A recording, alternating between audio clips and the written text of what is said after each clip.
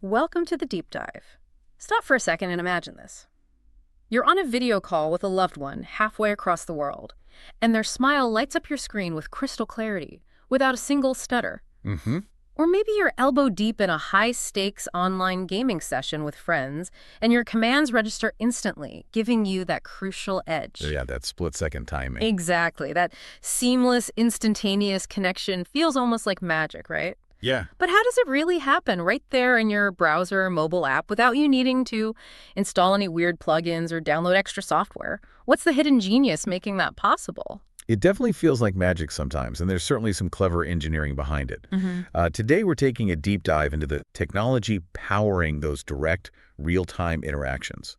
WebRTC, which stands for Web Real-Time Communications. WebRTC. Okay. And it's the open source backbone that brings these effortless, instantaneous connections to life, basically. That's precisely what we're here to unravel.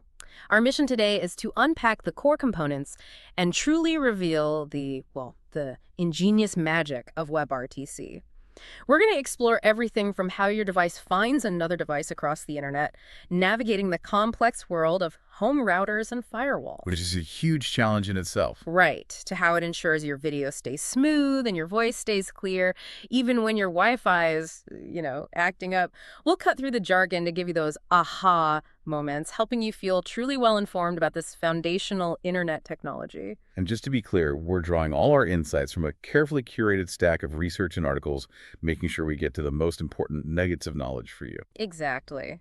So let's unpack this journey. Before WebRTC burst onto the scene, real-time communication directly in browsers was, honestly, a bit of a chaotic landscape. You remember those days, right? Absolutely. A mess. You try to join a video chat, and suddenly you needed to download some obscure plugin, Flash Silverlight, maybe something else entirely. And half the time, it didn't work with your browser, or it was a security risk, or it just crashed. Yeah, or it worked on your browser, but not your friends. It was a massive barrier for both developers trying to build these experiences and for you, the user, just trying to connect. Totally fragmented. Exactly. It was a fragmented mess. WebRTC completely revolutionized this by providing a standardized set of simple APIs directly built into browsers. What this means in practice is that you no longer need those annoying third-party plugins. Thank goodness. Right. The true genius, though, and why it's become so vital, is its unwavering focus on low-latency, real-time communication. For applications where speed is everything, like a live video conference where every nuanced expression matters, or an online game where every millisecond counts for your reaction time, WebRTC is absolutely perfect. It's purpose-built for immediate conversational interaction. And what does that mean for you, the person using these applications? Well, first off, the peer-to-peer nature of WebRTC is where it gets really interesting. This is key. Unlike traditional client-server models, where everything you do, every piece of data, every click, every spoken word travels through a central server, WebRTC aims for direct connections between your device and your friend's device. Right, like a direct line. Imagine you and I are on a video call right now. Ideally, our devices are talking directly to each other, like a private digital handshake. This significantly reduces latency because there's no busy middleman constantly routing everything. Which makes the conversation feel much more natural, almost as if we're in the same room. It cuts down that delay. But you said aims for direct connections. Yes. Good catch. That reduced reliance on intermediary servers offers huge benefits. However, it's important to clarify that some servers are still needed, especially for what we call signaling, which is the initial introduction process. Okay, so like setting up the call. Exactly. Yeah. Think of it like needing a matchmaker to introduce two people at a party, but once they're introduced, they can talk directly. The matchmaker doesn't listen in on their entire conversation, just facilitates the initial connection. We'll definitely get more into that signaling part later. Gotcha. Another massive benefit and a core tenet of the internet is that WebRTC is open source. Huge, yes. This means it's freely available for anyone to use, inspect, and modify. That openness has fostered incredible innovation and widespread adoption across the entire internet. It's why you see it integrated into so many different services, from video calls to gaming platforms, often without you even realizing it. And that collaborative development model leads to rapid improvements and, importantly, widespread trust, because people can actually see the code. Makes sense. And its universal browser support is a direct testament to that open source nature and standardization. If you're using a modern browser today, whether it's Chrome, Firefox, Safari, Edge, or even mobile browsers, you're very likely already using WebRTC without knowing it. It's just built in. It's become a core foundational technology, and that broad compatibility is a key reason for its success. It truly democratized real-time communication, making it available to pretty much everyone. And for the developers out there, the beauty is that WebRTC provides accessible JavaScript APIs. These APIs make it relatively straightforward for them to tap into your camera, your microphone, and establish these direct real-time connections. Right. It hides a lot of the underlying complexity, which is considerable, believe me. This allows them to focus on building the cool applications you interact with every day, rather than wrestling with, low-level networking code and codec negotiation. Okay, so we have this technology that's open, widely supported, and aims for direct connections. Let's pull back the curtain a little more and look at the architecture behind this seeming magic. At a high level, WebRTC can be thought of in, what, 3 main layers? Yeah, that's a good way to think about it. 3 layers, each playing a crucial role. At the very top, closest to the developer and you, the user, is the WebRTC API. This is primarily the JavaScript API that web developers interact with directly to build applications. So that's the buttons they press, essentially, in their code? Kind of, yeah. It's the high-level interface that allows them to say, hey, browser, access the camera, or establish a connection with this other person. It's the controls they use. Right, and underneath that, doing the true heavy lifting is the WebRTC engine. You said this is C++ app. Yep, C++ for maximum performance. This core handles all the really complex stuff. Media processing, making sure your video looks good and your audio sounds clear, the actual peer-to-peer communication, and crucial security aspects. It's the silent powerhouse, working diligently in the background to ensure everything works efficiently and reliably. Okay, the engine. Yeah. And then even deeper? And then even deeper are the underlying components. These are specialized engines for handling audio and video specifically. For audio, you have the voice engine, which relies on codecs like Opus.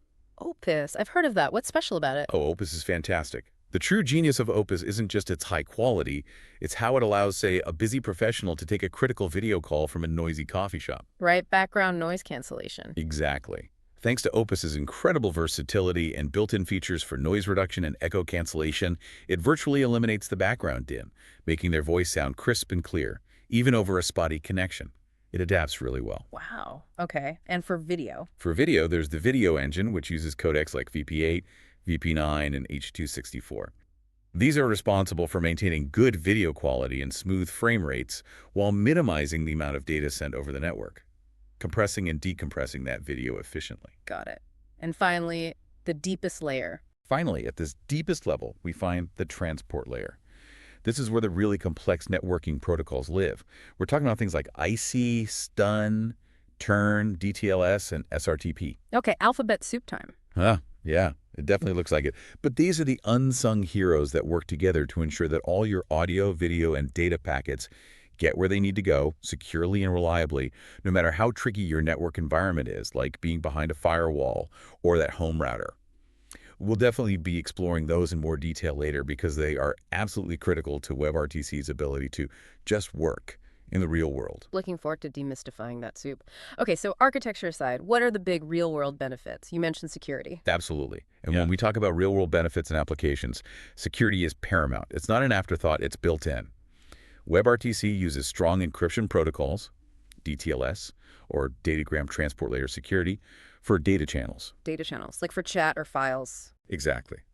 And SRTP, Secure Real-Time Transport Protocol, for the audio and video streams themselves.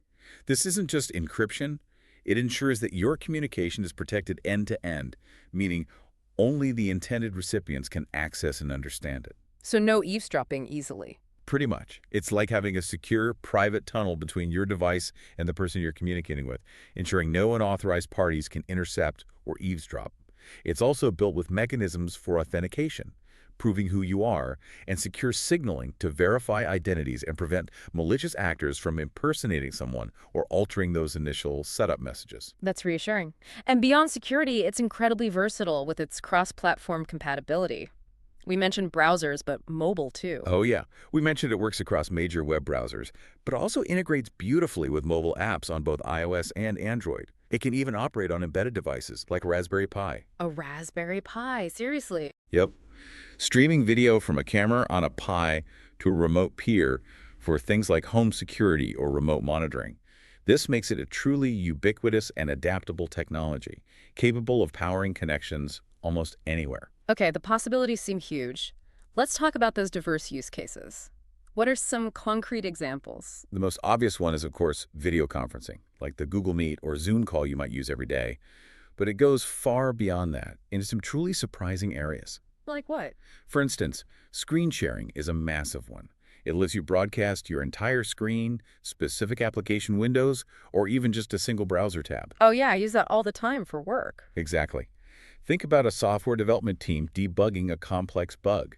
Instead of sending screenshots or trying to describe the issue over the phone, one developer can instantly share their screen with a senior engineer, allowing for real-time guidance and collaborative problem solving. It's incredibly efficient, and it's all powered by WebRTC. That makes sense. What else? Then there's live streaming, where WebRTC captures a broadcaster's audio and video and streams it directly to viewers, often with minimal delay. For online gaming, it enables lightning-fast real-time communication and data exchange between players, facilitating seamless multiplayer gameplay where every millisecond counts. So like in-game voice chat, maybe? Voice chat, definitely, but also potentially sending game state data quickly between players. And for remote desktop control, it streams a desktop screen and transmits user input like mouse clicks and keyboard strokes, making remote support or access feel almost local. But it gets even more collaborative, right? And surprisingly physical. Absolutely. Think of collaborative text editors where changes are synchronized between multiple users in real time for co-editing, like Google Docs. This isn't just for text. Imagine a team of engineers working on a complex CAD model. They could use WebRTC's RTC data channel, that data pipe we mentioned, to create a collaborative design environment, sharing and modifying the model in real time from different locations. Wow, so multiple people editing a 3D model together? In real time. That's real-time, high-fidelity problem solving, enabled by direct data exchange. Okay, that's cool. But you mentioned remote surgery. That sounds futuristic. And what's truly fascinating, bordering on science fiction but very real, is its potential in fields like remote surgery. Imagine a highly specialized surgeon physically located thousands of miles away, guiding a local medical team through a complex procedure. Their specialized camera view is captured as a media stream and transmitted in real time. So like a super high-def video feed from their perspective. Exactly. Allowing for precise instruction and immediate visual feedback. The absolute criticality of low latency and high reliability here is paramount. There's simply no room for delay or error. This isn't just a video call. It's a life-saving, real-time collaboration, potentially. That's incredible. The low latency isn't just for convenience there, it's critical. Absolutely life-critical. And for academic and industrial collaborators, distributed scientific research is another powerful application. Researchers in different locations can use RTC peer connection to establish direct connections, sharing massive data sets, complex visualizations, and analysis results in real time. This eliminates the need for a central server to mediate large file transfers, making collaboration faster and more direct, truly enabling entirely new ways of working together on complex global problems. So bypassing the slow uploads to a central server for big science data. Precisely. Direct, fast sharing. Okay, now let's talk about the foundational APIs, the building blocks that give your device its senses, its ability to capture audio and video, and then enable these direct connections. First up is the MediaStream API. Right. MediaStream is all about capturing media from your devices. You can think of a MediaStream as a flexible digital container. It's not just a single, undifferentiated blob of data, but rather a collection of individual MediaStream track objects. Tracks, like audio track, video track. Exactly. These are like separate, distinct streams for your voice, for your face, or perhaps for your screen content if you're sharing your screen. For example, when you join a video call, your camera and microphone capture a media stream containing both a video track and an audio track, which is then ready to be transmitted. It gives the application precise control over each element of your input. And how does your browser or app get access to those senses? That permission pop-up I always see. That's Get User Media doing its job. This is the primary way an application asks for your explicit permission to use your camera and microphone. It's a promise-based API, meaning it's a polite request that can be granted or denied. You, the user, are always in control, seeing that prompt pop up in your browser asking, allow camera and microphone access. Okay. And what if I say no or if something goes wrong? Good question. And you, the user, should also anticipate what happens if it fails. We've all seen those messages. Common errors include a not allowed error if you deny permission, a clear signal that the user said no. I clicked block. Exactly. You might see a not found error if, say, you unplugged your webcam or microphone. The browser just can't find the device. Or a not readable error if the device is already in use by another application, maybe another video call app. Ah, okay. So the app needs to handle those errors gracefully. Definitely. This information is crucial for developers to provide a good user experience, telling you why something isn't working and what steps you might need to take, like please enable camera access or camera not found. Makes sense. Can the app ask for specific quality, Okay. like HD video? Yes, absolutely. Beyond just asking for permission, developers can also request specific qualities using constraints within Get User Media. For instance, they can ask for an ideal video resolution of 1280 by 720 pixels, or a specific frame rate, perhaps between 24 and 30 frames per second, ideally targeting 30 for smoothness. And for audio, too, like that noise cancellation. Yep. For audio, they can enable features like echo cancellation and noise suppression, which are a godsend in a noisy environment. Why should you care about these constraints? This is how applications optimize for your network conditions or device capabilities. So they're not trying to send 4K video over my shaky mobile connection? Exactly. It ensures you get the best quality possible without overwhelming your system or network. It's all about getting the best performance given your hardware and connection, whether you're on a powerful desktop or a less capable smartphone. Okay, and screen sharing uses a different method. Similar but distinct. Mm-hmm. Beyond capturing your camera and microphone, there's also Get Display Media.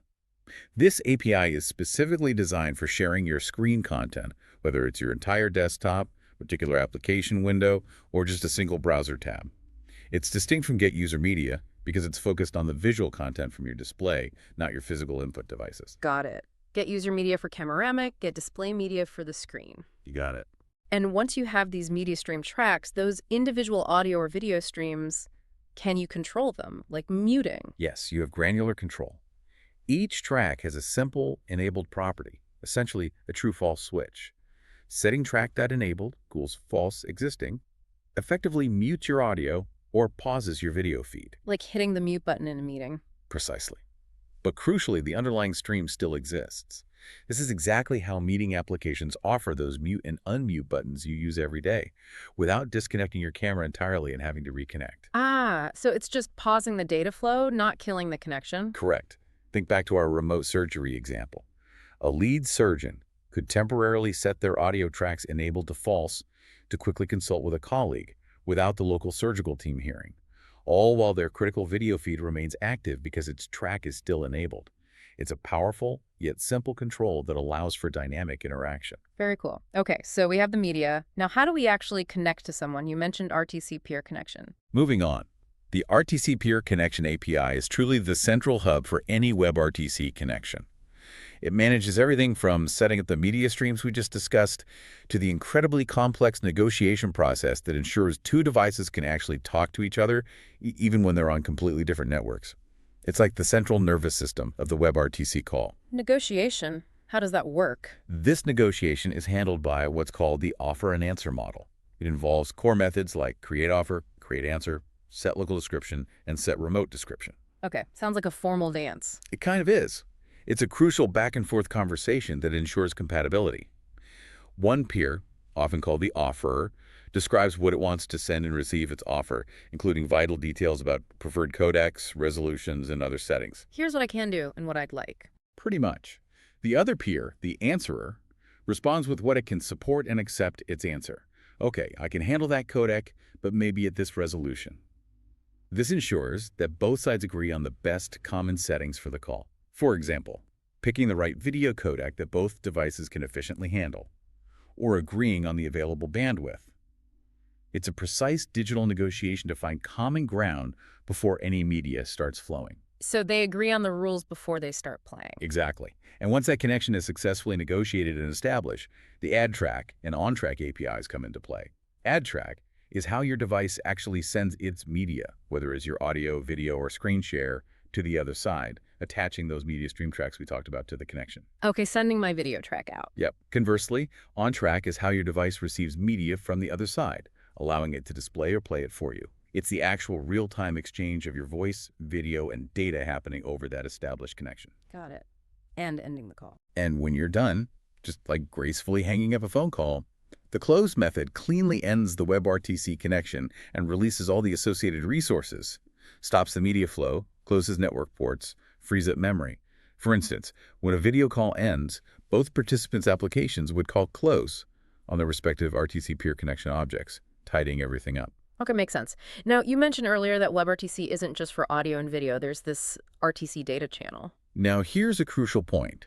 WebRTC isn't just for audio and video.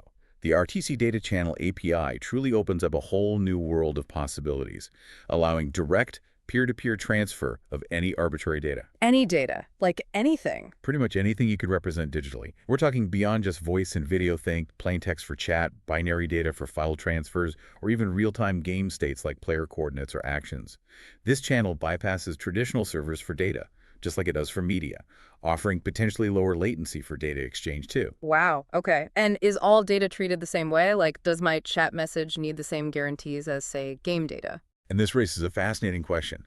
Is all data the same? Absolutely not. And the RTC data channel is highly configurable in terms of reliability and ordering, which is really clever. Reliability and ordering. Explain that. Okay. For things like chat messages or file transfers, where every single bit of data must arrive, and in the correct sequence, you'd use a reliable and ordered data channel. This is often configured with settings like ordered, true, and max retransmits. Null for effectively unlimited retransmissions. If packets get lost, it guarantees delivery. Like TCP in traditional networking. Very similar guarantees, yes. Think of a collaborative text editor. It absolutely needs this reliable ordered delivery to ensure keystrokes are applied correctly and nothing gets missed or out of sequence, making sure everyone sees the same document state. Right, can't have letters appearing randomly. What about unreliable? On the other hand, for fast-paced, continuous data, like real-time updates in an online game player positions, for instance, where losing an occasional packet is perfectly acceptable if it means lower latency, you choose an unreliable and unordered channel. Why would you want unreliable? Because retransmitting old data might actually be worse than just missing it. If you're getting position updates 30 times a second, getting a retransmitted position from half a second ago isn't helpful and might cause jerky movement. So you might configure this with ordered, false, and max retransmits, 0 or maybe max packet lifetime, 100, meaning discard it if it's older than 100 meters. This prioritizes speed over guaranteed delivery. So for gaming, speed is king, even if a tiny packet gets lost. Exactly. It's a clever trade-off developers can make depending on the application's needs. It allows tailoring the data channel's behavior. That's really flexible. And sending-receiving is easy. Relatively, yes. Once configured, it's just a simple send-up method to transmit data and an on-message event listener to process incoming data. It truly opens up a vast array of possibilities for peer-to-peer data exchange, allowing applications to build incredibly rich, real-time interactive experiences beyond just media. Okay, let's talk about the digital handshake and pathfinding part of WebRTC.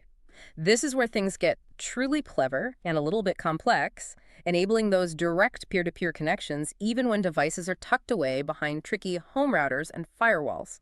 This is often the part that makes people say, how does my computer even find yours across the internet? That's right. This is the magic that makes P2P possible in the real world. Even though WebRTC is fundamentally peer-to-peer for the actual media flow, the initial connection can't be entirely direct. It needs that signaling server we mentioned earlier. The matchmaker. The matchmaker, exactly. Or think of it like a concierge at a hotel. Its job is to exchange crucial metadata between the two peers who want to connect. It's the introduction phase. Yeah. The signaling server isn't part of WebRTC itself. It's a separate component that developers implement, typically using technologies like WebSockets. Why WebSocket? Because they're great for real-time, bidirectional communication with low overhead. Perfect for sending these quick setup messages back and forth. This server simply facilitates the exchange of initial connection information. The SDP offers and answers we talked about. The negotiation blueprint. Right, and critical network configuration details known as ICE candidates, which we'll get to in a second. The signaling server just passes these messages between peers. It doesn't typically stay involved once the connection is up. Okay, so signaling introduces them and exchanges these SDP blueprints. Tell me more about SDP. Once that initial introduction is handled by the signaling server, the Session Description Protocol, or SDP, comes into play. SDP is essentially the negotiation blueprint for the call. It's a text-based format that describes the capabilities of each peer like which audio and video codecs they support, their potential IP addresses and ports, encryption details, and other settings necessary to establish a compatible connection. So it's like a detailed technical spec sheet for the call. Exactly. It's like two people exchanging detailed business cards before a meeting, outlining what they can offer and what they expect. SDP messages contain both session-level descriptions about the whole call and media-level descriptions, specifics for audio, video data. While the specifics can get quite technical with attributes like V for protocol version or M for media description, the core idea is that this text describes exactly how the media will flow. Can you control things like bandwidth with SDP? Yes, you can. What's particularly insightful is that you can even include BAAS within the SDP to specify the application-specific maximum bandwidth in kilobits per second. This is a powerful feature for applications that need to manage network load precisely, ensuring they don't overwhelm a user's connection, maybe capping video at 1 Mbps, for example. And you mentioned codec prioritization earlier. That happens in SDP too. Yep, and here's where it gets really interesting for those who care about performance. You can actually prioritize which codecs you prefer for audio or video. You do this by reordering payload types within the SDP's M-video or M-audio lines. So you list your favorite codec first. Essentially, yes. The browser uses that order during negotiation. For example, you might explicitly tell the other peer that you prefer the Opus codec for audio, even if other options like GT711 are available. This subtle yet powerful control can significantly influence the call quality, ensuring high-quality audio even if bandwidth is limited, because you steered the negotiation towards your preferred efficient codec. Clever. And security details are in SDP. Absolutely vital ones. For security, SDP also contains important attributes like a crypto, which specifies the SRTP crypto suite and key derivation details for encrypting the actual media streams. And a fingerprint, which contains a unique digital fingerprint, usually SHA-256, of the DTLS certificate. What's the fingerprint for? It's used to verify the identity of the peer during the DTLS handshake, ensuring you're talking to who you think you are and not an imposter. The ASSetup attribute also indicates which side initiates that DTLS handshake. These attributes are vital for establishing a secure and authenticated connection, adding layers of trust to the communication right from the description phase. Okay, SDP sets the rules. But there's still the problem of actually finding each other through routers and firewalls, right? NAT traversal. Exactly. Now, even with signaling in SDP, there's a huge underlying challenge. NAT traversal. Most devices, including yours at home or in an office, are behind network address translators, NATs, or firewalls.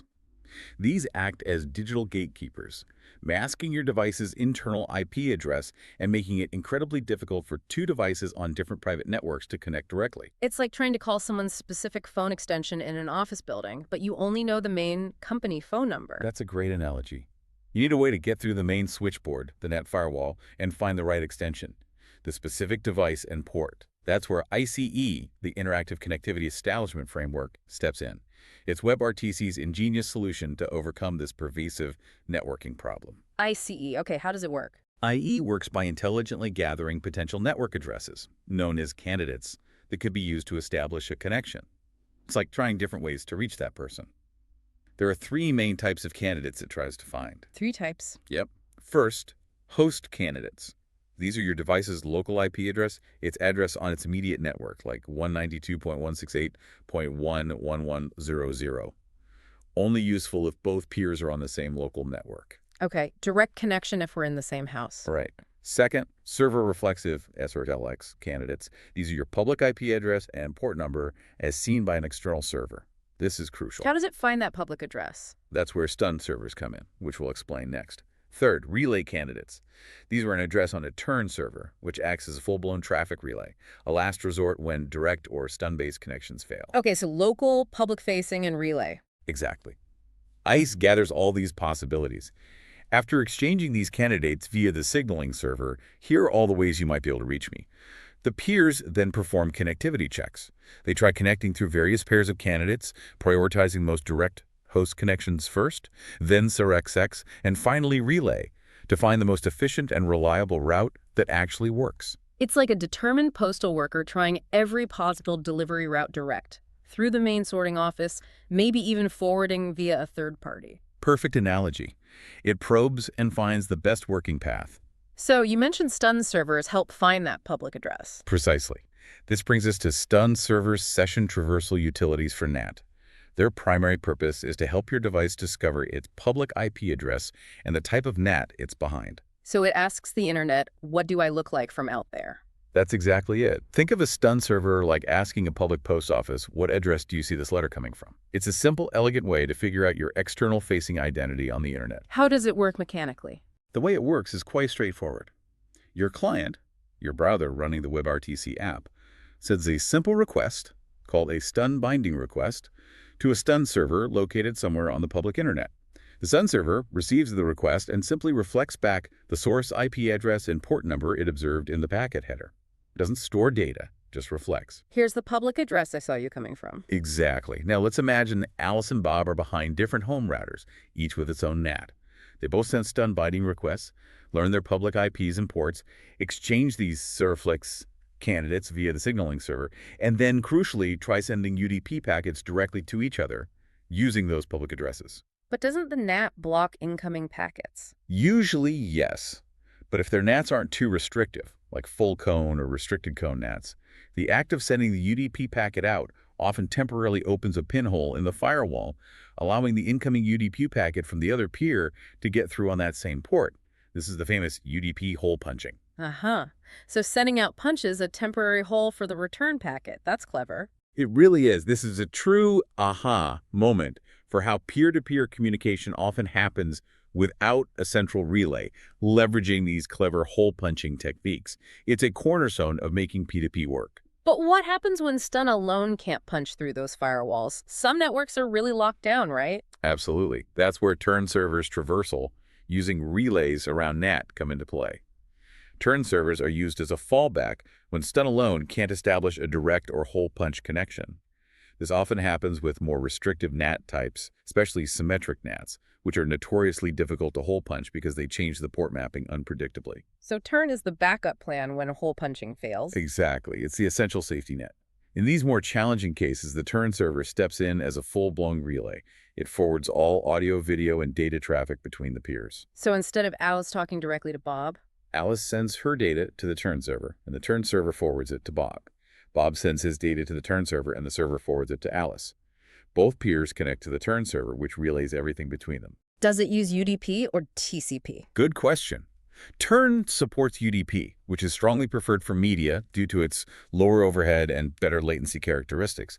But it also supports TCP for situations where UDP might be completely blocked by very strict corporate firewalls. And it even supports TLS over TCP, sometimes called TurnsS, for encrypted connections to the turn server itself, adding another layer of security. So it's flexible depending on the network. Very. While direct P2P is always the ideal for lowest latency, a turn server ensures connectivity for nearly all users, even those behind the trickiest firewalls. It might add a slight bit of latency because of the extra hop through the relay server. But connection is better than no connection. Precisely. It's the essential fallback that makes WebRTC universally reliable, guaranteeing a connection path even in the worst-case network scenarios. Okay, that makes sense. IC finds candidates, host or FSX via SDN, relay via turn, and picks the best working path. Can you track how this process is going? Yes, developers can, and it's really useful for debugging. Throughout this entire connection process, you can monitor the connection state to understand what's happening under the hood. Two key states are particularly helpful. First, ICE gathering state. Gathering those candidates. Exactly. It shows if the process of gathering all those potential connection candidates is new, just started, gathering, actively looking, talking to StunTurn, or complete finished gathering. Okay, and the second one. The second and perhaps more critical one is ICE connection state. This tracks the overall connection status through its lifecycle. New, just started, checking, actively trying candidate pairs, connected, a usable connection established, but maybe still checking for better paths, completed, found the best path, stopped checking, disconnected, temporary loss, might recover, failed, connection dropped completely, tried everything, and finally closed, explicitly closed. Wow, that's detailed. Why is that useful? This information is invaluable for developers to troubleshoot why a call might be failing or experiencing issues. If it gets stuck in checking, maybe firewall rules are blocking things. If it frequently goes to disconnected, the network might be unstable. If it hits failed, something went seriously wrong. And if it fails or disconnects, can it try again? Yes, If the connection state ever becomes failed or disconnected, it might be necessary to perform an ICE restart. This essentially tells WebRTC to reinitiate the entire ICE process, gather new candidates, exchange them via signaling, and renegotiate the connection from scratch. It acts as a crucial recovery mechanism, a way for the system to try again to reestablish a stable connection if the network conditions change dramatically or an initial attempt failed. Like hitting refresh on the connection attempt. Kind of like that, yes. A built-in way to recover connectivity. Now let's talk about making WebRTC robust, performant, and truly ready for prime time. A critical aspect here, and one that has a huge impact on your experience, is choosing the right codecs. You mentioned Opus for audio and VP8, VP9, H.264 for video. How critical is this choice? It's incredibly critical. Codecs, or coder decoders, are those crucial algorithms that compress and decompress your media data. The choice of codec directly impacts the quality of your audio and video, the amount of bandwidth consumed, and the CPU usage on your device. It's a delicate balancing act. Okay, so let's revisit audio. Opus is the star. For audio codecs, Opus is the clear star, yes. Its versatility is truly remarkable, offering excellent quality across a wide range of byte rates, from a very low 6 kilobits per second, great for limited mobile data, all the way up to 510 kilobits per second for studio quality sound. And the packet loss thing. Right. What makes it genuinely ingenious is its robustness against packet loss, with built-in error concealment, PLC packetless concealment. This means if a few audio packets get dropped on a shaky Wi-Fi connection, Opus can often intelligently fill in the gaps, preventing jarring cutouts and ensuring your voice remains intelligible. It adapts really well to varying network conditions. It's generally the best choice for WebRTC due to this adaptability and resilience. What about other audio codecs like G.711? G711 is much older, less efficient, uses more bandwidth for lower quality compared to Opus, but it's widely supported in traditional telephony systems like VoIP IP phones. So it's typically only used as a fallback for compatibility if you need to connect a WebRTC call to, say, an old PBX system. For pure WebRTC to WebRTC calls, Opus is almost always preferred. Got it. Opus for the win on audio. What about video? VP8, VP9, H.264. On the video codec side, we have a few strong contenders, each with pros and cons. VP8 is royalty-free and widely supported, making it a solid choice for general video conferencing and lower power devices, where CPU usage is a concern. It's a good workhorse. Okay. And VP9. Then there's VP9, also royalty-free and developed by Google like VP8. It offers significantly better compression than VP8, meaning it can deliver similar video quality at noticeably lower byte rates or higher quality for the same bandwidth. Saving bandwidth is a big deal. Sounds great. What's the catch? The catch is complexity. VP9 is more computationally complex to encode and decode, requiring more processing power, CPU, or specialized hardware. Think of a video streaming service. They might adopt VP9 to reduce their bandwidth costs and improve quality for users, but they need to consider if their users' devices, especially older phones or laptops, have enough processing power to decode it efficiently without draining the battery or causing video stutter. So better compression, but needs more muscle. Exactly. And then there's H.264, also known as AVC, Advanced Video Coding. This codec boasts near universal compatibility across devices and browsers, excellent compression, comparable to VP9 in many scenarios, and crucially, strong hardware acceleration support on many devices. Phones, laptops, desktops often have dedicated H.264 chips. Hardware acceleration. So the GPU handles it? Often, yes.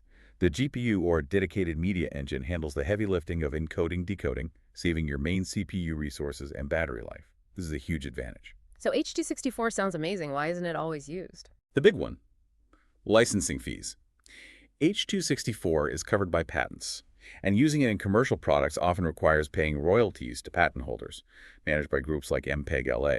For developers building free apps, this might not be an issue, but for commercial applications, these can be a considerable ongoing cost. Ah, the money factor. Right. An enterprise video conferencing platform, for example, might choose H.264 for its broad device compatibility and hardware acceleration benefits, but they would absolutely have to factor in those licensing costs.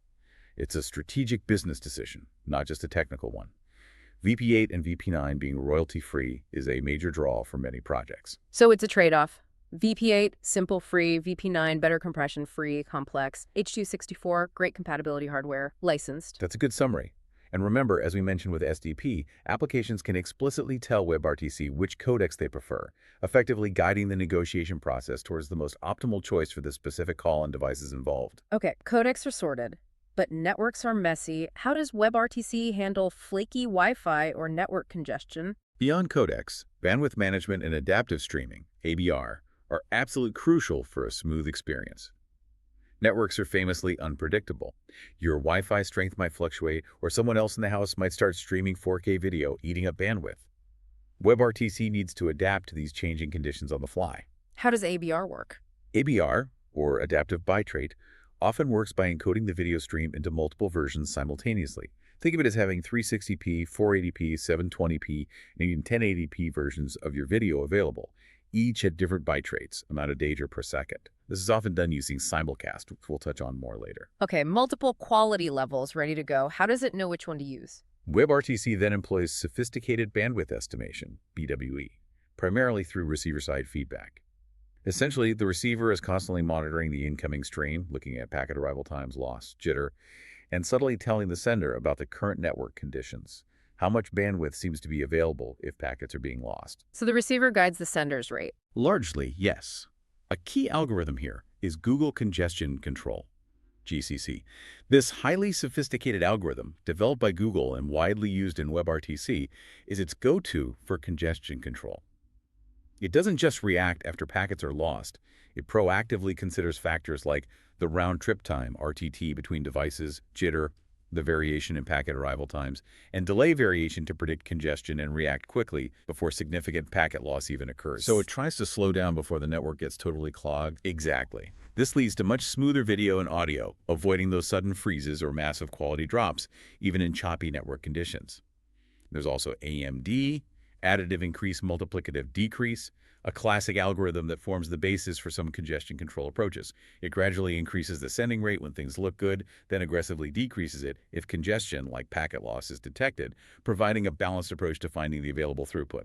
GCC is generally more advanced and proactive, though. Okay, so it adapts the sending rate. What if packets do get lost anyway? Because packets will inevitably get lost on the open internet, WebRTC has mechanisms for packet loss mitigation to cope. The receiver can send an ADC negative acknowledgement message back to the sender. Like saying, hey, I missed packet number 123. Precisely. Yeah. Requesting retransmission of that specific missing packet. If the round-trip time is low enough, this can work well. But retransmissions add delay, right? They do, which is why another technique, FEC, or forward error correction, is incredibly clever and often used alongside or instead of NACTs, especially for real-time media. FEC adds redundant data to the stream before sending. This redundant data allows the receiver to reconstruct certain lost packets without needing a retransmission at all. Ooh, how does that work? Magic. Not quite magic, more like clever math. Think of it like sending extra puzzle pieces. If you lose one original piece, you might be able to figure out what it was from the extra pieces you received. It adds a bit of overhead, more data overall, but it can significantly improve smoothness when packet loss occurs, especially when retransmission isn't feasible or would introduce too much delay. It makes the stream more resilient. FEC and NACK's belts and suspenders for packet loss? A good way to put it. They work together to keep the media flowing smoothly. Now, for scaling WebRTC to larger groups, you mentioned pure PUP struggles. Why is that? Ah, yes. We run into a big challenge.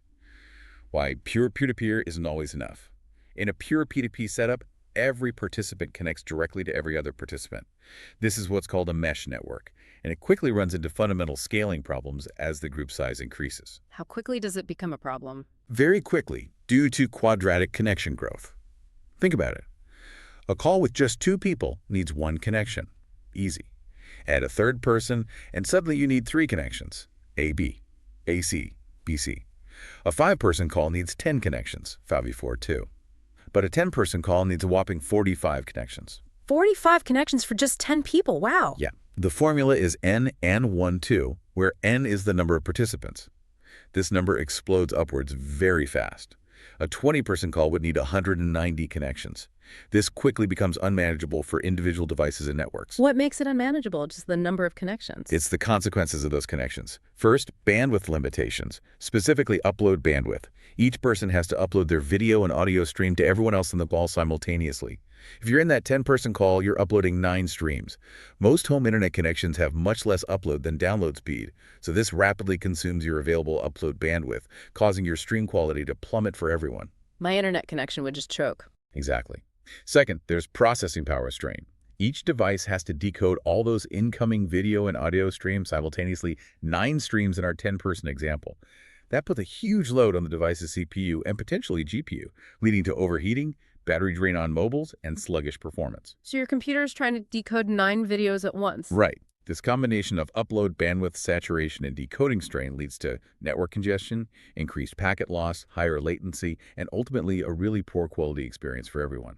Jitter goes up, video freezes, audio cuts out. So for anything beyond a small handful of participants, maybe 4 or 5 tops depending on quality, a pure P2P mesh network just doesn't scale effectively. Okay, mesh is out for big meetings. What's the solution? Servers. This is why for larger groups, we absolutely need server-side solutions, Right. primarily SFUs or selective forwarding units and MCUs or multi-point control units. They act as traffic cops or central hubs, managing the media flow to prevent these P2P bottlenecks. SFU and MCU. Let's start with SFU, Selective Forwarding Unit. Right.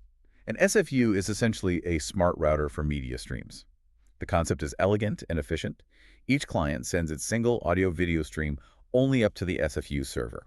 The SFU then intelligently forwards only the necessary streams down to each client. So I send one stream up, and the SFU sends me back only the streams I need to see. Exactly. If there are 10 people, you send one stream up, and the SFU might send 9 streams back down to you, everyone else's. But critically, the SFU doesn't have to upload 9 streams to each person, nor does your device. The key principle here is that SFUs generally don't decode or re-encode the media. They just inspect the packets enough to know where to route them efficiently. This keeps the CPU load and latency low on the server itself. So it's just routing traffic, not processing the video itself. Mostly, yes. This model dramatically improves scalability for larger conferences by centralizing the distribution and optimizing bandwidth. Instead of N-N1 total streams flying around in a mesh, you have N streams going up to the SFU and N-N1 streams coming down. But the heavy lifting of distribution is handled by the server, which usually has much more bandwidth than individual clients. That sounds much better. You mentioned simulcast earlier. How does that fit with SFUs? Ah, yes. SFUs work beautifully with the technique called simulcast. With simulcast, the client actually encodes and sends multiple quality versions of their video stream, e.g. a low-res 360p, a medium 720p, a high 1080p version, simultaneously up to the SFU. So I send 3 versions of my video up. You might, yes. The SFU then intelligently chooses which version to forward to each individual receiver based on their specific network conditions or even what size they're viewing your video at. Someone with a great connection gets the 1080p stream. Someone on flaky mobile data gets the 360p stream. Someone viewing you in a tiny thumbnail might only get the 360p stream, even if they have bandwidth. That's super adaptive. Everyone gets the best possible experience for their situation. Precisely. This combination of SFU routing and simulcast quality selection is why SFUs became the dominant architectural model for most large-scale video conferencing platforms today. It's highly efficient and scalable. Okay, SFU is the smart router. What about MCU? Multi-point control unit. On the other hand, an MCU is the central mixer. The concept here is fundamentally different. An MCU is a central processing hub that does much more heavy lifting with the media itself.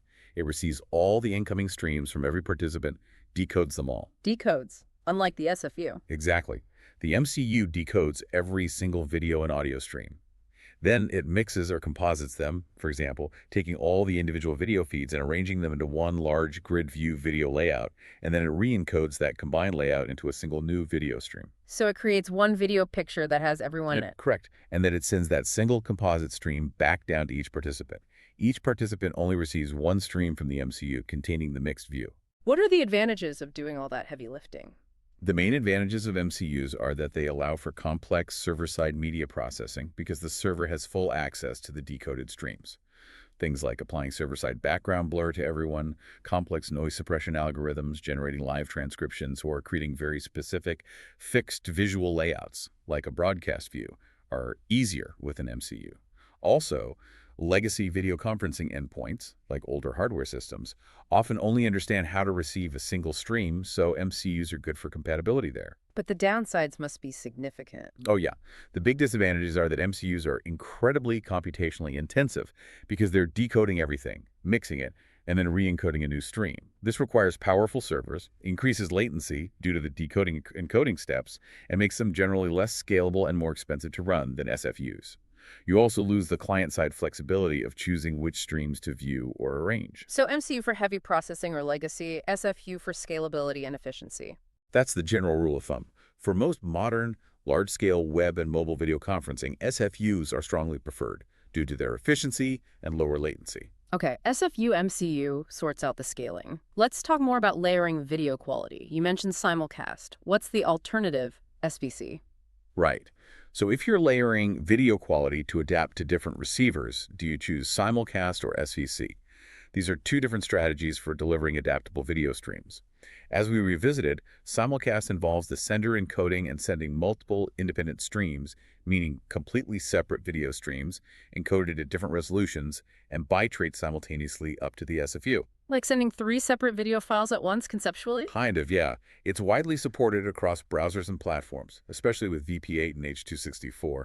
For instance, a video conferencing app might send a high 1080p, a medium 720p, and a low 360p stream of your video, and the SFU forwards the most appropriate one to each receiver based on their network connection and viewing needs. It's relatively simple conceptually. Okay. And SVC, scalable video coding. SVC, or scalable video coding, is a different, more sophisticated approach, perhaps more like a single smart stream. The concept is that it encodes the video into a single bit stream, but that stream contains multiple layers. There's a base layer with the essential lowest quality video information, and then one or more enhancement layers that add more detail, higher resolution, or better frame rates on top of the base layer. So one stream, but with layers of detail built in. Exactly. Receivers, or an SFU acting on their behalf, can then selectively decode or forward only the layers they need or can handle. If you only need low quality, you just take the base layer. If you want medium quality, you take the base layer plus the first enhancement layer. For full quality, you take all the layers. What are the advantages of SVC? Potentially, SVC can be more bandwidth efficient than simulcast, especially when there are many layers or receiving clients with varying needs, because you're not sending fully redundant independent streams. It allows for very fine-grained adaptation. You can drop just an enhancement layer if bandwidth tightens slightly. Sounds even better than simulcast. Why isn't it used everywhere? The main challenges are complexity and support. SVC is more complex to implement correctly in both the encoder and decoder. More importantly, full browser and codec support are still evolving and less universal than simulcast, particularly for certain advanced types of SVC, like spatial scalability combined with temporal, sometimes called SHVC. Also, a potential issue with SVC is that errors or packet loss in a lower layer, like the base layer, can sometimes propagate and affect the quality of all the higher enhancement layers that depend on it. So it's potentially more efficient but harder to do and less supported. That's the current state, yes. Let's revisit that remote surgery hypothetical. With SVC, high-bandwidth surgeons could decode all layers of the video feed for maximum detail and precision, while other team members or students with limited bandwidth might only decode the base layer, ensuring they still have a usable, albeit lower detail, feed from the single SVC stream.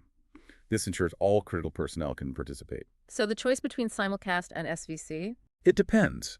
Simulcast is generally simpler, more mature, and more widely supported today, making it the pragmatic choice for broad compatibility.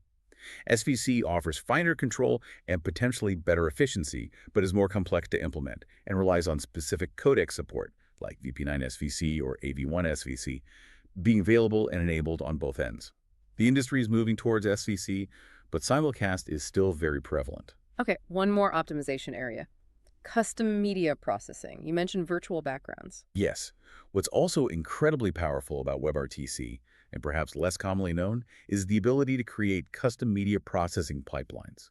This allows for incredibly granular control, letting developers insert custom filters and effects directly into the raw media streams before they're encoded and sent, or after they're received and decoded.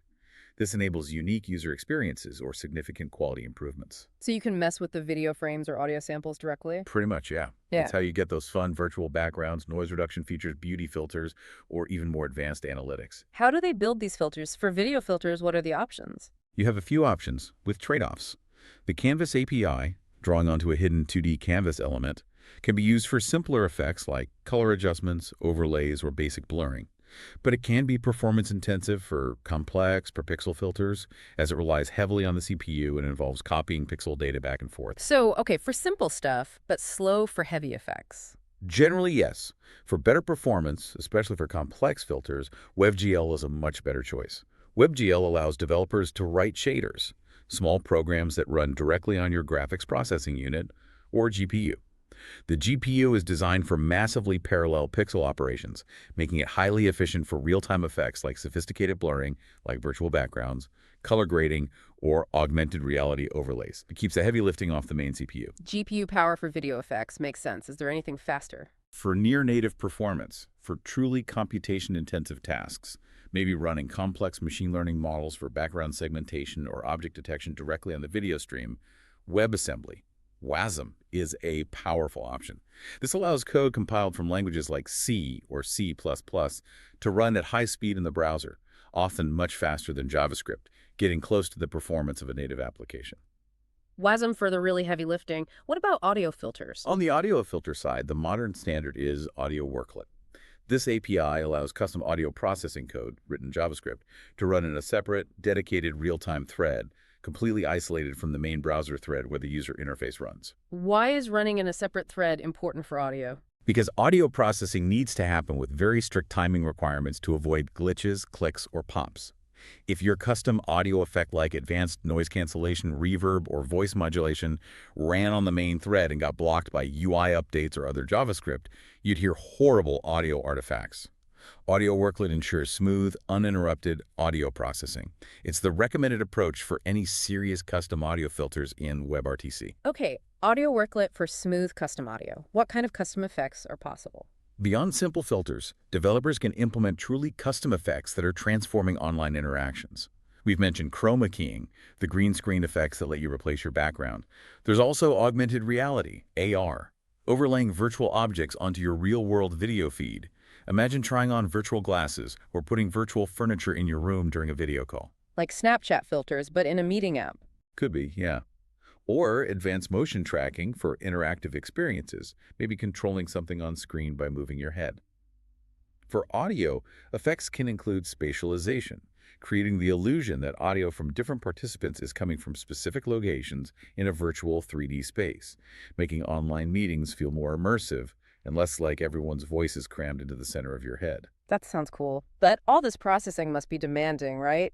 How do you keep it fast? Absolutely. All this media processing can be computationally intensive, so optimization is key to ensuring a smooth user experience without melting the user's CPU or draining their battery.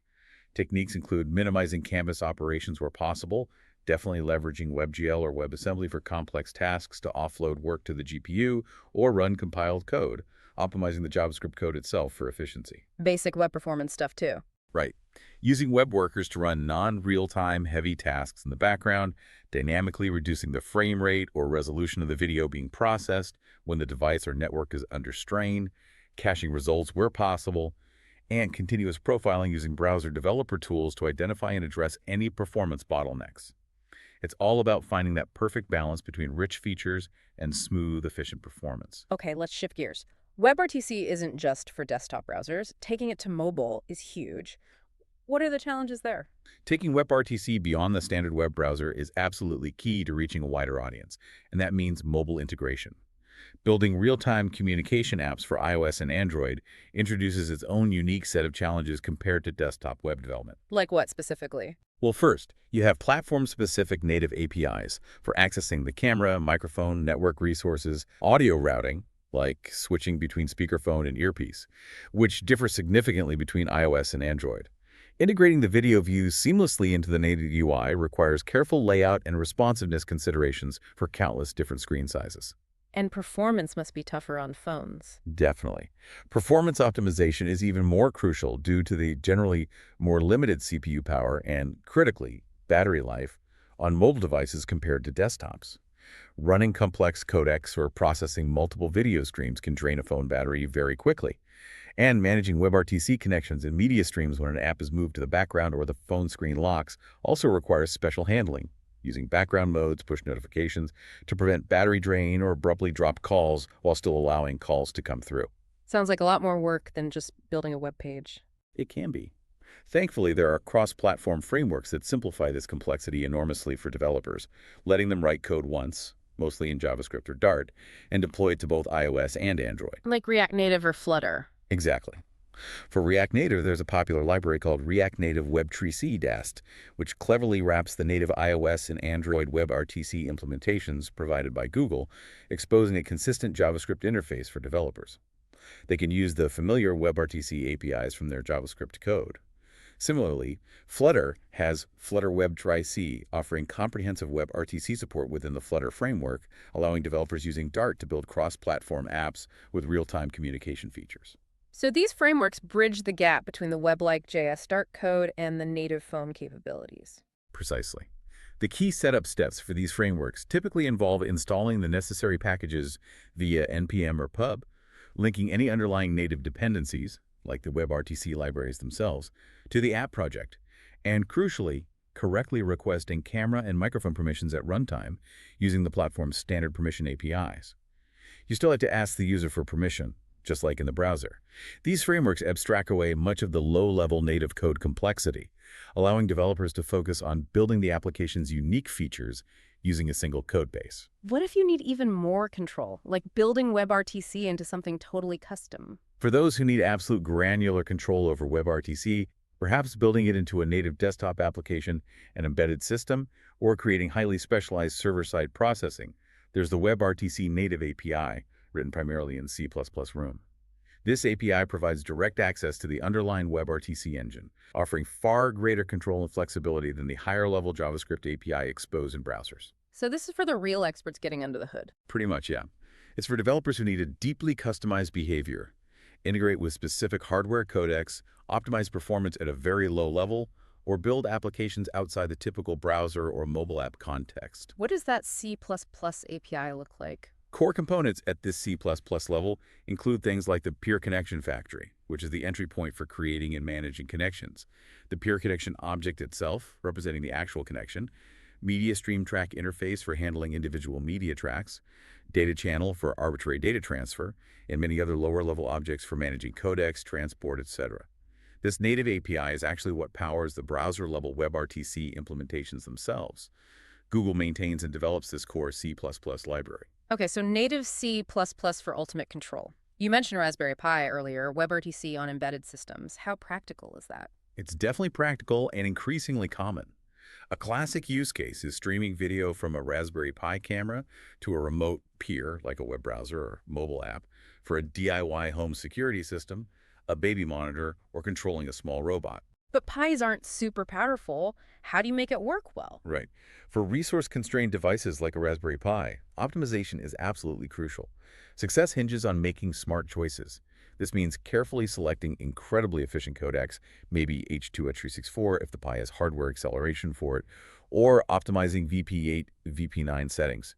It almost always involves dynamically reducing the video resolution and frame rate to conserve processing power and bandwidth, maybe streaming at 480p instead of 1080p. Less data, less work for the Pi. Exactly. Utilizing any available hardware acceleration on the Pi's chip for video encoding is vital to offload the CPU. Employing multithreading carefully to parallelize tasks without overwhelming the limited cores, and meticulous power management are all critical to make WebRTC perform reliably and efficiently on such small, low-powered devices. It requires careful tuning. Can you go even further and make your own codecs? It's possible, yes. Another advanced capability, particularly for those pushing the absolute boundaries or with very niche requirements, is developing custom codecs. This allows developers to go beyond the standard codecs provided by WebRTC, like Opus, VP9, H.264, and Taylor Media Processing, for very specific application needs, unique hardware capabilities, maybe a custom chip, or even implementing proprietary compression algorithms. Why would you do that? Potential reasons include achieving significantly better compression for a specific type of content, like medical imaging, optimizing drastically for extremely low-power hardware, or implementing features not found in standard codecs. This can lead to significant performance and quality improvements, but it's a major undertaking. How would you even plug a custom codec into WebRTC? At the native level, using the C++ API, it involves implementing specific interfaces like Video Encoder Factory, Video Encoder, Video Decoder Factory, and Video Decoder. You essentially provide WebRTC with your own encoder-decoder implementations that conform to the expected API. And for optimization, you'd be using advanced techniques like SIMD instructions, single instruction, multiple data processor instructions that perform the same operation on multiple data points simultaneously, sophisticated multi-threading, and leveraging any available hardware acceleration, like VA API on Linux, Video Toolbox on iOS Mac OS, or Media Foundation on Windows to achieve maximum efficiency. It's deep C++ and media program territory. Okay, super advanced stuff. What about connecting WebRTC to older phone systems, like calling a regular office phone from a web app? That's a very common requirement, especially in enterprise settings. Sometimes modern WebRTC applications need to communicate with older communication systems, particularly those based on traditional telecom protocols like SIP, Session Initiation Protocol, or even the older H.323. This is where integrating with legacy systems comes in. How do you bridge that gap? They speak different languages, right? They do. The solution here is typically a WebRTC gateway. This is a specialized server or piece of software that acts as a translator. It sits between the WebRTC world using SDP, ICE, TTLS, SRTP, and the legacy telephony world using SIP-RTP, for example. It translates both the signaling messages, like converting a SIP invite to a WebRTC offer-answer flow, and the media itself, transcoding codecs if necessary, handling different transport protocols. So the gateway speaks both WebRTC and SIP H.323. Exactly. In the real world, many companies use these gateways to bridge modern web applications, like a customer support chat embedded in a website that escalates to a video call with their existing SIP-based call centers or corporate PBX phone systems. This allows for seamless communication between the new web channels and the established telephony infrastructure. Give me an example. Sure. Imagine a telehealth platform where a doctor uses a modern WebRTC-powered video consultation app in their browser. A patient might call the clinic's regular phone number, which connects via a SIP trunk. The WebRTC gateway can bridge that incoming SIP call to the doctor's WebRTC session, allowing them to have a voice, or potentially even video if the gateway supports it, conversation seamlessly, even though they started on totally different systems. It's about creating compatibility across generations of communication technology. Makes sense. One last integration point. WebAssembly, WASM. You mentioned it for custom effects. How else is it used with WebRTC? WebAssembly or WASM integration is definitely powering increasingly advanced features within WebRTC applications beyond just filters. Because WASM allows developers to run code compiled from languages like C, C++O, or Rust directly in the browser at near-native performance speeds, it unlocks possibilities that were previously impossible or just too slow for web-based real-time applications. So what kind of things besides fancy filters? Well, certainly highly custom media processing pipelines for sophisticated real-time analysis, transformations, or overlays that demand significant computing power, but also potentially other computationally intensive tasks related to the communication itself, maybe complex data synchronization algorithms for collaborative tools, custom encryption schemes, or even running parts of the signaling logic directly in the client using WASM for certain decentralized applications. Can you give a specific WASM-powered scenario? Sure. Let's revisit that virtual fashion try-on application. It streams video of the user via WebRTC's Get User Media. Then it could use a highly optimized machine learning model compiled to WebAssembly to perform real-time body segmentation and pose estimation directly in the browser. Based on that, another WASM module could render and realistically overlay virtual clothing items onto the user's video feed, tracking their movements instantly. This provides immediate visual feedback and a highly realistic try-on experience, all happening locally in the browser thanks to the performance boost from WASM integrated with the WebRTC video stream. It truly demonstrates the power of combining WebRTC's real-time media with high-performance custom logic via WASM. Okay, that's a powerful combination. Let's circle back and deep dive into RTC beta channel again. We know it can send arbitrary data, reliably or unreliably. How is it used for more than just chat, like file transfers? Absolutely. The RTC data channel is incredibly versatile. Let's consider file transfer over data channels. This is a powerful, direct, peer-to-peer way to send files, bypassing the need to upload to a server first. The process typically involves the sender taking the file, breaking it down, or chunking it into smaller pieces. Well, why chunk it? Why not send the whole file? Because data channels, especially underlying transports like UDP used by WebRTC, often have limits on message size, maximum transmission unit or MTU. Also, sending small chunks allows for better feedback, error recovery, and progress indication. A common and often well-balanced chunk size is around 16 kilobytes, but it can be tuned. These chunks are then sent sequentially over the RTC data channel. And the receiver just puts them back together. Exactly. The receiver gets the chunks, buffers them, makes sure they have all of them in the right order if using an ordered channel, and then reassembles them into the original file. But what if chunks get lost or corrupted? Files need to be perfect. Crucial point. To ensure reliability, especially for file transfers where every single bit matters, several clever strategies are employed, usually on top of using a reliable RTC data channel configuration. The receiver can implement retransmission requests, often using custom messages over the same data channel or a separate one, perhaps sending ACK acknowledgement messages for received chunks or NECK negative acknowledgement messages for missing ones, prompting the sender to resend. Okay, asking for missing pieces. Right. Checksums are also often used for integrity. The sender calculates a unique digital fingerprint, like an MD5 or SHA hash, for each chunk before sending it. The receiver recalculates the checksum upon arrival and compares it. If they don't match, the chunk was corrupted in transit, and the receiver requests retransmission. Checking for errors. Yep. And finally, if a chunk isn't received within a reasonable timeout period, the receiver might assume it's lost, even if no NECK was sent or received, and proactively request retransmission, ensuring eventual delivery even if acknowledgement messages get lost. So multiple layers to ensure the file arrives intact. What about security for file transfers? Great question.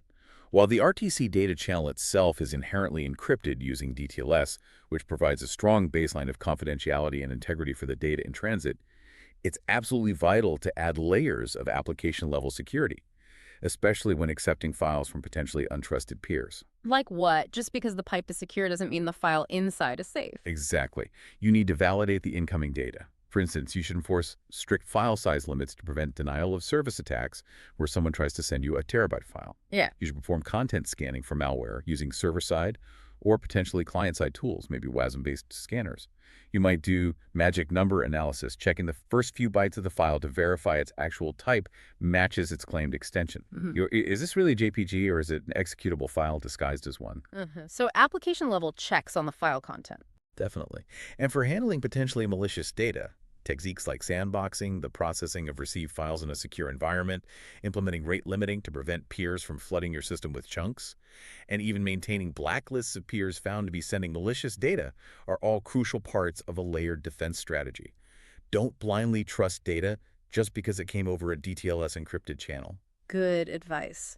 Now, what about using data channels for control? You mentioned custom signaling. Yes. What's truly fascinating here is how data channels enable custom signaling and control after the initial connection is established via the external signaling server. Instead of relying entirely on that external server for all control messages throughout the call, like mute-unmute signals, request to change quality, etc., you can use a dedicated RTC data channel to exchange these control messages and negotiate parameters directly between peers. Why do that? Why not just keep using the signaling server? Several potential benefits. It can reduce latency for these control messages because they don't have to make the round trip all the way up to a central server and back down. They go peer-to-peer. It can increase security and privacy by keeping potentially sensitive application-level control messages off the central signaling server and within the end-to-end encrypted peer connection. And it can reduce load on the signaling server. It enables more decentralized control. How would you structure those messages? The message structure for this is typically simple JSON send over the data channel. You'd usually have a clear type field to indicate the message's purpose. For example, user muted, request video quality, chat message. Can you give an example, like changing video quality? Sure. Imagine a video quality control scenario within a video conferencing app. Maybe one peer detects their CPU is overloaded, trying to decode the incoming video. They could send a control message directly to the sender over the data channel, like type, control, action, set video quality, params, resolution, 640 by 360, frame rate 15. The sender receives this, adjusts their encoding parameters accordingly, and starts sending a lower quality stream. This enables sophisticated, dynamic, real-time adjustments based on direct peer-to-peer feedback, without needing a round trip to a central server for every change. It's highly responsive. That seems really powerful for dynamic adaptation. Does this apply to IoT too? Absolutely. This direct PDP control via data channels extends powerfully to IoT applications. Data channels can be used for remote control of IoT devices, sending commands directly from a web interface running in your browser to, say, smart home devices like lights or thermostats that run a WebRTC client, bypassing a central cloud server entirely for potentially lower latency and increased privacy. So I could control my lights directly from my phone browser, no cloud needed. Potentially, yes, if the light itself could run or connect to a device running WebRTC. An advanced, perhaps more dramatic example truly demonstrates the precision possible. Imagine controlling that bomb disposal robot we mentioned earlier via WebRTC. The control commands, move forward, rotate arm, grip, could be sent over a low-latency, reliable data channel, while high-bandwidth sensor data, video feeds, tactile sensor readings, streams back over other WebRTC channels. The ability to send precise instructions with minimal delay in such a critical scenario is invaluable. Wow, and robots talking to each other. Or for collaborative robotics on a factory floor, where multiple robots might coordinate movements and share sensor information using data channels to, for example, collaboratively assemble a complex product. Robot A sends a message over a data channel. Part picked up, moving to assembly point. Robot B receives it and knows it can now perform its next step. This direct communication eliminates potential bottlenecks through a central controller and adds a layer of robustness and speed. It's a fascinating glimpse into the future of autonomous systems communicating directly with each other, reacting to shared data in real time. Okay, data channels are way more than just chat. Let's revisit collaborative text editors like Google Docs. How do data channels make that real-time magic happen? All right, circling back to collaborative text editors that we mentioned earlier, data channels, usually configured for a reliable ordered delivery, are truly the backbone that enables that real-time co-editing experience. When you type a character, that edit operation is sent over the data channel to all of the participants, but ensuring everyone ends up with the exact same document, even if edits arrive out of order or conflict, requires sophisticated synchronization strategies. It's not as simple as just sending keystrokes, is it? Definitely not. If two people insert text at the same spot at the same time, you need a way to resolve that. One classic approach is operational transformation, OT. OT involves complex algorithms that transform edit operations based on the operations that have already been applied locally and the operations that have happened concurrently elsewhere. The goal is to adjust the incoming edit so it has the intended effect, even if the document state has changed since the edit was originally made. It's like having a set of sophisticated rules and history tracking to ensure everyone's edits merge perfectly and converge to the same final state. OT is powerful but notoriously difficult to implement correctly. Sounds complex. Are there alternatives? Yes, a more modern and often conceptually simpler approach is using conflict-free replicated data types, CRDTs. CRDTs are specially designed data structures for text, sets, counters, etc. that have a mathematically proven property. They can be replicated on multiple devices, updated independently and concurrently, and then merged back together in any order, and they will always converge to the same final state without conflicts requiring manual resolution. You design the data structure so merges are automatically conflict-free. So the data structure itself handles the merging smartly. Essentially, yes. The merge logic is built into the data type's operations. CRDTs are becoming increasingly popular for collaborative applications because they often simplify the logic compared to OT. Any other strategies? Well, the simplest but potentially most problematic strategy is last write wins, LWW. Here, every edit is time-stamped, and when edits conflict, for e.g. two people changing the same word, the edit with the latest timestamp simply overwrites the earlier one. While incredibly easy to implement, LWW can easily lead to unintentional data loss if users aren't careful, as someone's edit might just disappear. It's generally not suitable for rich text editing, but might be acceptable for simpler data fields. So OT or CRDTs are usually preferred for a robust collaboration. For text editing, definitely. Regardless of the core strategy, OT or CRDT, subtle conflicts or edge cases can still arise, and applications often need custom logic to merge conflicting updates intelligently based on the data type and specific application needs. This offers the most flexibility but also adds complexity to the development. The choice of synchronization strategy is a critical design decision for any collaborative WebRTC app using data channels. Okay, this has been incredibly detailed, but things go wrong. When you're building or even just using a WebRTC application, how do you figure out what's broken? Let's talk troubleshooting and optimizing. First, what are the common signs of trouble? When things aren't working smoothly, you need to start by recognizing performance bottlenecks, knowing what symptoms to look for when things go wrong. The signs are often quite obvious to the user. Like choppy video. Exactly. You'll see audio or video quality degradation, choppy pixelated video, audio cutting in and out, noticeable delays, latency, or the video freezing completely. A common specific issue is hearing echo, where your own voice comes back at you after a delay. This often points specifically to problems with the acoustic echo cancellation AC algorithm not working effectively on one end. Okay, bad quality is one sign. What about network issues specifically?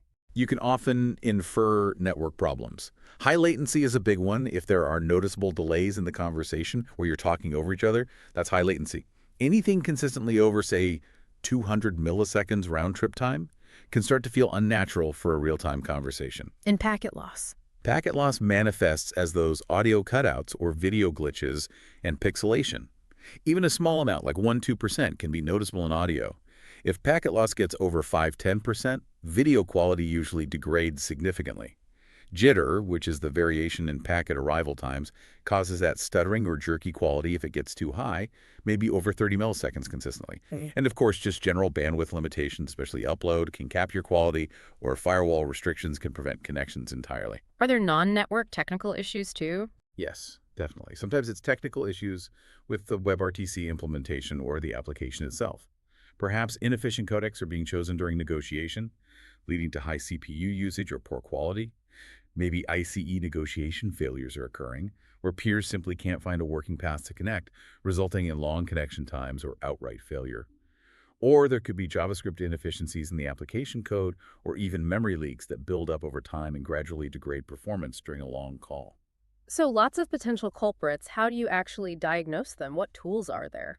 Thankfully, there are essential debugging tools available. Your first line of defense, whether you're a developer or an advanced user, is always the browser developer tools. F12. Yep, hitting F12. Use the console tab to look for JavaScript errors or warning messages from the application or WebRTC itself. Use the network tab to inspect signaling messages, like WebSocket traffic, and sometimes even stun turn requests. But the real goldmine is that WebRTC internals page, right? Absolutely. For Chrome users, typing chrome.webrtc internals into the address bar, or for Firefox users, about.webrtc opens up a dedicated dashboard.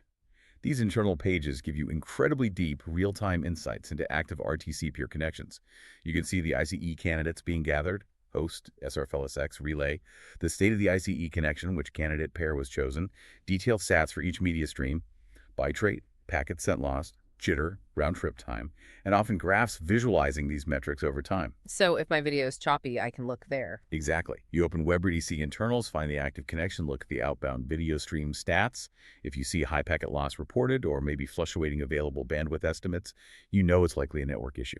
If you see ICE connection taking forever or only succeeding with a relay candidate, it points to firewall NAT traversal problems. It's an indispensable tool for pinpointing the root cause. What about tools for developers to use in their code? For developers, the GetStats API is a game changer. It allows them to programmatically collect all those detailed statistics we just mentioned directly within their JavaScript code. They can gather everything from CPU usage and memory consumed by WebRTC to granular network stats like bandwidth estimates, current byte rate, total packets sent received lost, frame rate, jitter, round-trip time, codec being used, ICE state, and much more. What do they do with all that data? They can periodically collect these stats, say every few seconds, and send them up to their own back-end monitoring systems, maybe logging platforms or time series databases like Prometheus, often visualized with tools like Grafana. This allows them to monitor call quality across all their users, identify trends, users in this region always have high packet loss, diagnose issues remotely without needing user screenshots, and proactively identify bottlenecks before they become widespread problems. It's essential for operating a reliable service at scale. Makes sense. What other logs are useful? Don't forget the signaling server logs. If peers can't even initiate the SDP offer-answer exchange, the problem likely lies in the signaling layer, and the server logs are the place to look. For really deep packet-level debugging, network analysis tools like Wireshark are invaluable, letting you examine the raw network packets, UDP, TCP, SDU, and RTP, to see exactly what's happening on the wire, although this requires more expertise. Any browser extensions help? Yes, there are also handy WebRTC debugging extensions. A popular one for Chrome is the WebRTC Network Limiter. This extension lets you simulate adverse network conditions directly in your browser. You can artificially limit bandwidth, introduce packet loss, add latency, or increase jitter. This is invaluable for testing how robust your application is under real-world, less-than-ideal network circumstances without actually having a bad network. Test and resilience is key. Okay, so once you've diagnosed the problem using these tools, how do you actually fix or optimize it? Right, diagnosis is half the battle. Now for the solutions. There are several key optimization techniques that can dramatically improve performance and reliability. For codec selection, as we've hammered home, prioritize Opus for audio whenever possible due to its quality and resilience. For video, the choice is strategic. Choose between VP8 or H.264, especially if hardware acceleration is available or broad compatibility is paramount, or if targeting mobile older devices. And the more advanced VP9 or AV1 if you need better compression quality and no devices can handle the potentially higher CPU load. Make sure your SDP preferences guide the negotiation correctly. What about resolution and frame rate? You should definitely consider dynamically adjusting resolution and frame rate based on real-time feedback, like network conditions, using bandwidth estimation, or CPU load, using GetStats. Lowering resolution, for example, from 720 to 480p, or frame rate, and then from 30 FPS to 15 FPS, significantly reduces the required bandwidth and processing power. Think about that online gaming platform example. It might dynamically downgrade video resolution based on a player's network latency and CPU usage to ensure the gameplay itself remains smooth, prioritizing responsiveness over video fidelity when resources are constrained. Adapting quality to keep things usable. Smart. How about managing bandwidth directly? Bandwidth management is critical. Developers can use the RTC RTP sender.setParameters API to explicitly control encoding parameters, including the maximum byte rate for outgoing streams, potentially overriding the automated bandwidth estimation if needed. A common strategy in multi-party calls is to prioritize the active speaker's video, perhaps keeping their stream at high quality, while temporarily reducing the resolution or byte rate of non-speakers' video feeds to conserve overall bandwidth. Focusing bandwidth on who's talking makes sense. Any other network tricks? Relying on WebRTC's built-in congestion control, like GCC, is usually the best starting point as it's quite sophisticated. However, for very advanced scenarios, developers might fine-tune congestion control behavior using lower-level mechanisms like REMB, receiver estimated maximum bit rate, or transport CC feedback, though this requires deep expertise. Hardware acceleration. Error resilience. Absolutely. Leverage hardware acceleration for video encoding decoding whenever possible via codecs like H.264 or platform-specific APIs to offload the CPU. For error resilience, make sure appropriate mechanisms are enabled using Opus's built-in PLC for audio and considering FEC, forward error correction, for video streams, especially if operating over unreliable networks where retransmissions, NACKs, might add too much delay. These help recover from packet loss and minimize audio-video distortion. And latency. Anything beyond codecs? To minimize latency, beyond just choosing efficient codecs and carefully managing buffering, infrastructure plays a role. If you're using SFUs for multi-party calls, deploying them in multiple geographical regions closer to your users can significantly reduce the physical distance data has to travel, lowering the round-trip time and making interactions feel more immediate. Right, server location matters. Speaking of infrastructure, what about setting up those signaling and stun turns servers? Good point. Looking at infrastructure considerations, your signaling server deployment is absolutely crucial for the scalability, reliability, and security of your entire WebRTC service. You need architectures that can handle many concurrent users and connections. How do you make signaling scalable and reliable? You typically want horizontally scalable architectures, meaning you can add more server instances as demand grows. A common pattern is using Node.js with a WebSocket library like socket.io, running multiple instances behind a load balancer like Nginx. Implement redundancy, so if one signaling server instance fails, the load balancer redirects traffic and clients can reconnect to another. Security is paramount. Always use HTTPS, WSS for secure WebSockets. Implement strong authentication to verify users connecting to the signaling server, and perform robust input validation on all messages received from clients to prevent ingestion attacks or abuse. For very large scale, using message queues like Redis PubSub or RabbitMQ can help efficiently distribute signaling messages across multiple server instances. Okay, robust signaling is key. What about stun turn? Stun and turn server configuration also needs careful thought for reliability and performance. You should deploy robust, geographically distributed stun and turn servers, either self-hosted using software like Coturn or using cloud provider services, to ensure global connectivity and reduce latency for users trying to establish connections from different regions. Having a turn server close to the user minimizes the added latency if a relayed connection is needed.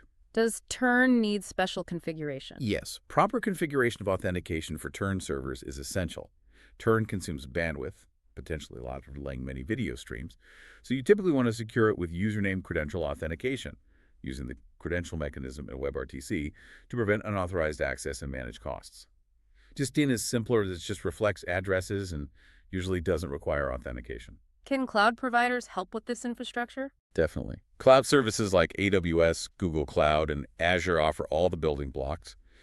Managed compute instances, VMs, containers, for signaling servers and turn servers, manage load balancers, global content delivery networks, CDNs, and some even offer managed stun-turn services directly, which can significantly simplify deployment and maintenance. And general security. Beyond WebRTC specifics, always follow general security best practices. Keep all server software, OS, library, signaling server code, co-turn, updated with security patches, harden your server configurations, firewalls, user access, disable unnecessary services, and continuously monitor logs for suspicious activity or attacks. Security is an ongoing process. Makes sense. Last piece, testing. How do you make sure your WebRTC app actually works everywhere? Finally, to truly ensure your application works flawlessly in the wild, testing your application thoroughly is non-negotiable. You can't just test it on your own machine with a perfect network connection. What kind of testing is needed? Browser differences. Yes, rigorous browser compatibility testing is essential. Test across different major browsers, Chrome, Firefox, Safari, Edge, and ideally different versions, because they implement WebRTC standards with subtle but important differences. This can affect things like codec support and preferences, get user media, behavior, easy default resolutions, specific SDP handling nuances, and even ICE implementation details. What works perfectly in Chrome might have glitches or fail completely in Safari, or vice versa. And network testing, using those limiter tools. Absolutely. You need to simulate various network conditions. Use browser developer tools like Chrome's network throttling, dedicated extensions like the WebRTC network limiter, or more advanced network emulators like Needham on Linux or Clumsy on Windows to introduce impairments such as latency, packet loss, jitter, or severe bandwidth limitations. This allows you to rigorously test your application's robustness and adaptive behaviors under realistic, imperfect network conditions. Does your video quality degrade gracefully? Does ICE recovery work? Gotta test the edge cases. What about stun-turn testing? Yes. Stun-turn testing is vital. You need to verify that your application can successfully connect peers located in different challenging network environments, especially those known to require turn relays, like behind symmetric NATs or restrictive corporate firewalls. You can often verify this by checking the WebRTC internals page or using GetStats to see if relay candidates are being used for the connection. Setting up test environments that force turn usage is important. And load testing, pushing it to the limit, definitely. Don't forget load testing, stress testing, endurance testing, and spike testing. These are essential to ensure the application and its back-end infrastructure, signaling servers, turn-in servers, SFU SMCUs, hold up under realistic and extreme user loads. Can your signaling server handle 1,000 concurrent users? Can your SFU handle a 50-person call? What happens during a sudden surge in traffic? A spike test.